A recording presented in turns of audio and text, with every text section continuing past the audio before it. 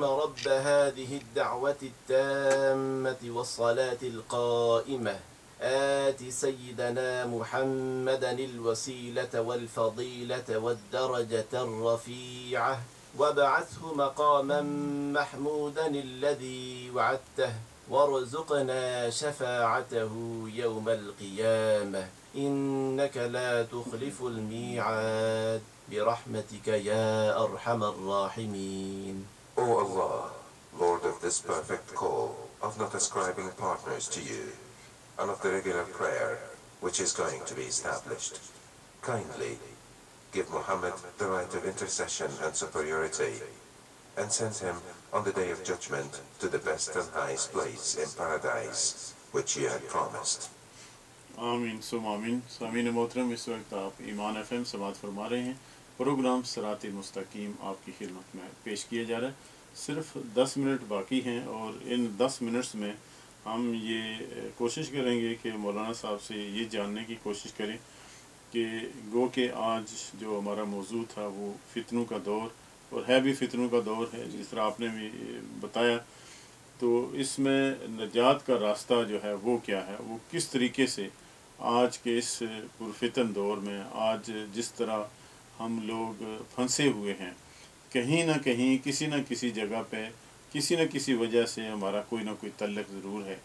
تو اس سے کس طریقے سے اپنے آپ کو بچایا جا سکتا ہے اور کس طریقے سے اس ملک میں بالخصوص ہم اپنے آپ کو کس طرح سیف رکھ سکتے ہیں. جی، اس ملک میں جو ہمیں سامنا کرنا پڑ رہا ہے، جی جی، کچھ وہ فتنے ہیں کہ جو ہمارے گھروں تک جس کا سلسلہ ہے، اور کچھ وہ ہیں کہ جو ابھی ہماری کمیونٹی میں، اور کچھ نئے جو ہمارے سامنے آ رہے ہیں. جیسے آج کل ہم خبروں میں زیادہ یہ سنتے ہیں کہ لوگ جو ہے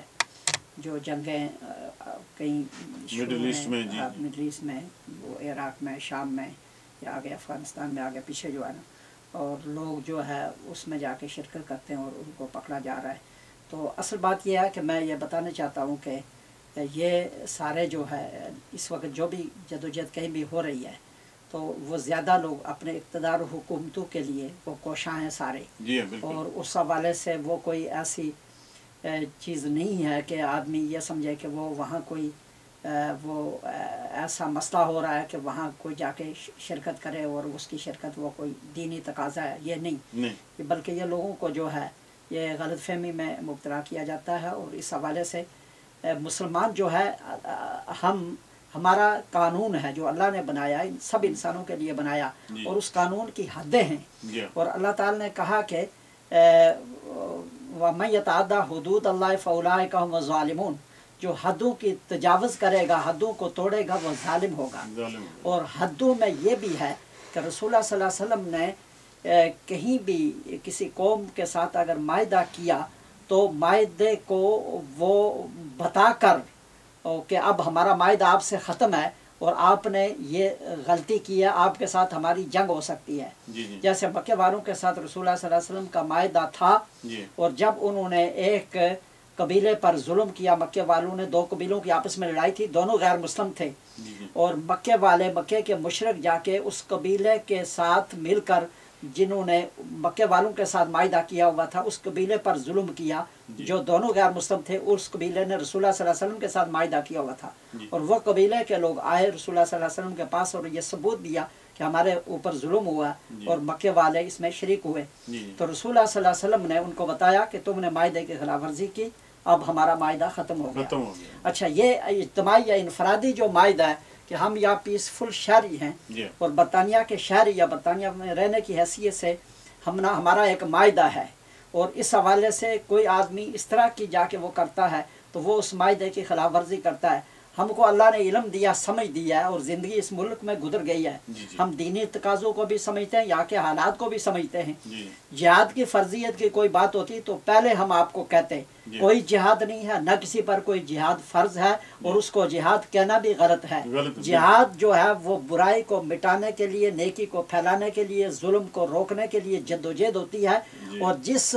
جو ہے کوشش کے نتیجے میں خود ظلم اٹھ رہا ہے کہ وہاں ظلم ہو رہا ہے، بے گناہ لوگوں کو مارا جاتا ہے، اور خود کش حملے کر کے اس طرح کر کے جو بھی اس کی زد میں آئے तो ये रसूलुल्लाह सल्लल्लाहु अलैहि वसल्लम की तालीमात या आप दुश्मनों के साथ जो आपने जंगें लड़ी उसका तरीका कभी ये नहीं रहा कि हर आदमी को आप जो है वो, तो ये सब जो है अपनी अपनी जगहों में लोग अपनी हुकूमतें कायम करने के लिए और अपनी गवर्नमेंटें बनाने के लिए, अपना कंट्रोल हासिल करने के लिए वो कर रहे हैं और उसको कोई भी रंग दे रहे हैं। तो इस रंग को देखकर इस फितरे में जाके शरीक होना और उस मायदे की खिलाफ वर्जी करना, जो हम अल्लाह का शुक्र अदा करते हैं कि ये मुल्क यहाँ जहाँ हम रहते हैं अल्लाह के एहसानात हम पर हैं, हमें पूरी आज़ादी है, हम अपनी इबादत करें, अपने दीन की नशर व इशात करें। अपने मैंने आपके साथ मिल के हमने कितने प्रोग्राम किए कि हमने चर्च के लोगों को बुलाया, पुलिस के लोग उसमें शरीक हुए और हमने वहाँ दीनी किताबें कुरान तकसीम किए। कोई हम पे पाबंदी नहीं कि हम अपनी दावत का, दीन की नशर व इशात का काम करें। यहाँ टेलीविज़न है या रेडियो है, आज़ादी हमें अपने मज़हब पे अमल करने की। और इस हवाले से किसी फितने में शरीक होकर दूसरे लोगों के लिए भी मुश्किलात पैदा करना ये कोई दीनी काम नहीं है, बल्कि ये एक तरह से बुराई को तकवीत देना होगा। और अल्लाह ने कुरान करीम में यह कहा कि फसालु अहल ज़िक्र इन कुंतुम ला तालमून, अगर तुम अहले इल्म नहीं हो तो अहले इल्म से पूछो। मैं उन अहले इल्म में से एक हूँ। और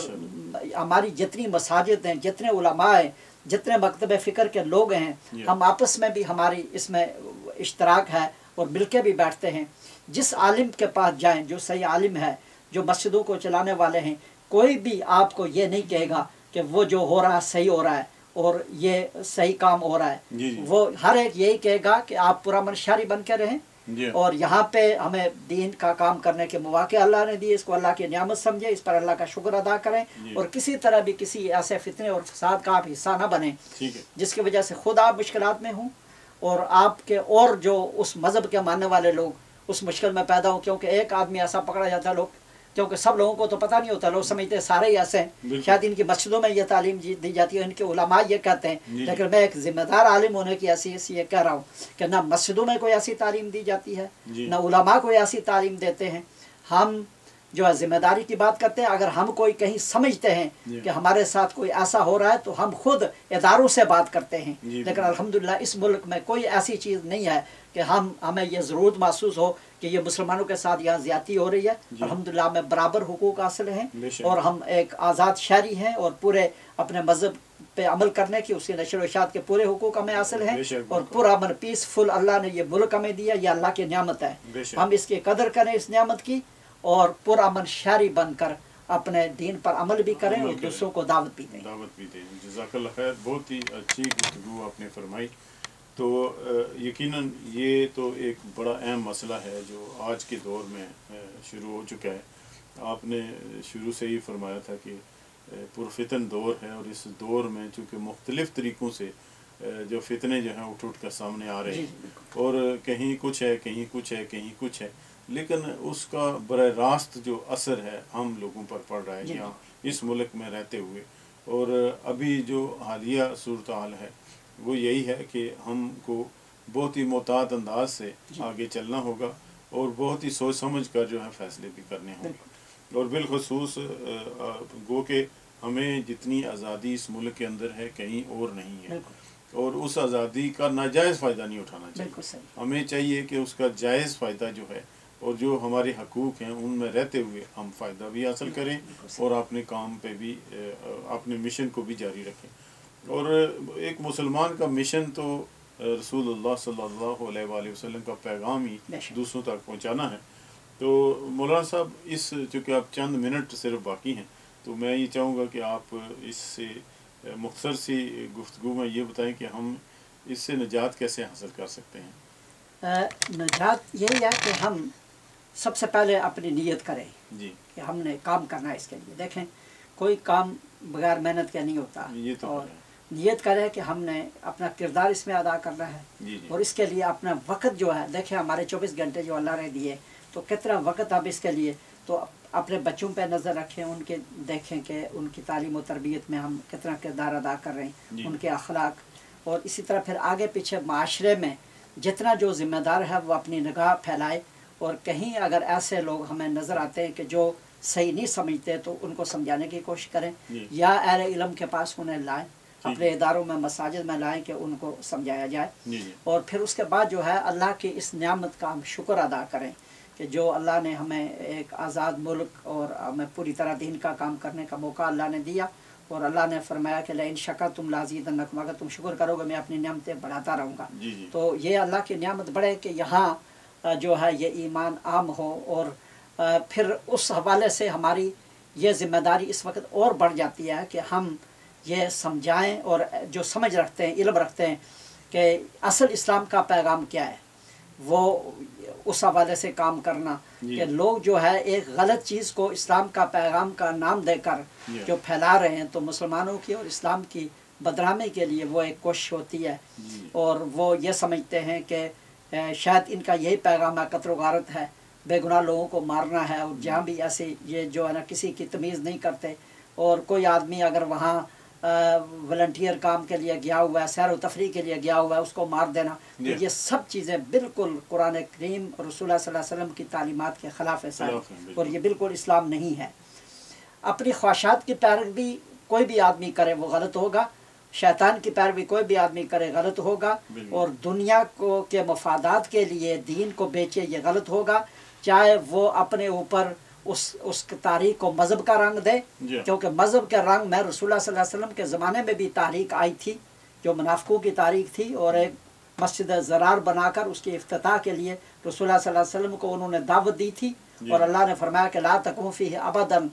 کہ اس مسجد میں آپ کبھی بھی نہ جائیں کیونکہ وہ شرارت کے لیے بنائی گئی ہے۔ تو یہ کوئی آج کی بات نہیں، اسی لیے قرآن کریم میں سورہ بقرہ میں 15 جو ابتدا میں ایمان کے لیے 5 آیتیں، کفر کے لیے 2 آیتیں نشانیوں کے طور پہ، اور نفاق کے لیے زیادہ آیتیں اللہ نے بتائی، جو اس حوالے سے کہ آدمی اسے سمجھے۔ تو جو غلط تاریخ اور برائی جب اسلام کے لبادے میں آئے